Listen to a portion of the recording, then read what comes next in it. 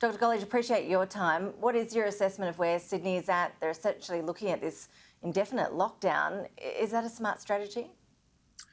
Yeah, I think Sydney, it's very unfortunate. I think Sydney were a bit too slow getting started.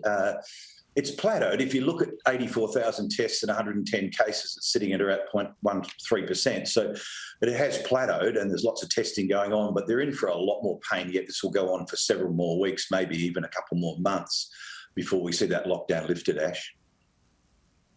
And how about South Australia and Victoria? Do you think their position looks a bit more hopeful? Yeah, I think Victoria got the timing pretty well close to right. I think they acted quickly and decisively and had to do that.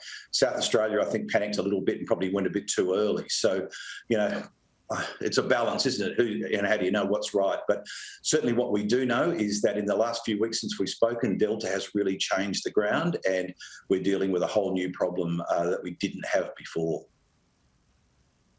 The Prime Minister keeps reassuring us that the vaccination rollout is back on track. We're going to be hearing from the Prime Minister in about 10 minutes or so. No doubt he'll be asked further questions on that. Is he right? Look, we're still way behind, aren't we? What have we got? Less than 12% of the population fully vaccinated. Something like 29% have had the first dose. Tasmania is leading the race, and it is a race in the states. WA, unfortunately, are coming last. And we just need to do a lot better. And as we've talked about several times before, we need to use both vaccines and use as much of the vaccine as quickly as possible because that will still provide us the best level of protection. Are we at any chance of opening up the borders before our children are vaccinated? Would it be fair on children to open up and try and live with the virus before we do see a bulk of children having had the jab? Look, it's going to be unpopular because most people don't want their children immunised, but we are going to need to include children going forward. So what we know, yes, children don't in the main tend to get terribly sick with COVID, but they certainly can do. But they are reservoirs of transmission. And if we're going to interrupt this, we're going to need to include children. Now, there's robust data now in 12 to 18-year-olds that the vaccine is safe and effective with Pfizer.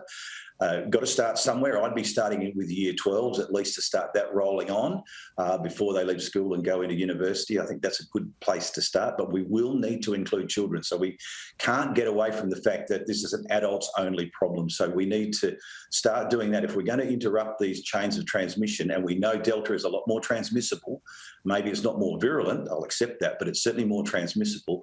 We need to get up to that 80% plus range. And hopefully before the end of the year, before we can even think about opening up international borders.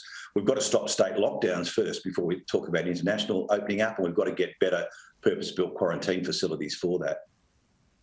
You mentioned the Delta strain has really changed the game. It is also affecting younger age groups as well, isn't it? We are seeing younger groups of people in hospital and even on ventilators at the moment in New South Wales. That's right. So anybody can get infected. And of course, it's young, unvaccinated people who think they're bulletproof. Well, they're not bulletproof. So, the people that are in the vast majority that are in hospital at the moment are unvaccinated people or perhaps have only had one dose. So we're not seeing, and what we do know, yes, the vaccines are less effective against Delta, but still very effective against preventing hospitalisation and severe illness and death. So it's really important that we get as many people immunised with both doses as quickly as possible, and that includes both AstraZeneca and Pfizer. So I'm really encouraging those AstraZeneca panickers to get out there if you're eligible, even young people, if you want to get AstraZeneca, assess the risk, which is very, very small, and then go ahead and have it if it's available. And when we look at the data around efficacy, I see that Israel has just released a heap of data this week concerning the efficacy of the vaccines against the Delta variant in particular. Israel is a real test case, isn't it? Because they have vaccinated so many of their people. What does this data tell us about how hopeful we can be about vaccinations being the way out of this? Yeah, so look, what Israel has shown us is the vaccines are still effective.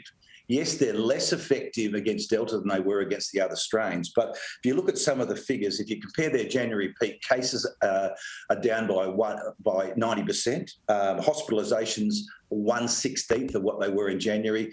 Intensive care admissions and deaths are 1/20 of what they were in January. So the efficacy in preventing symptomatic disease may only sit in that 60% range, but very effective against preventing severely symptomatic disease. So people can still have symptoms, but only a minority of fully vaccinated people end up going to hospital and into intensive care units, which is what we really want to try and prevent.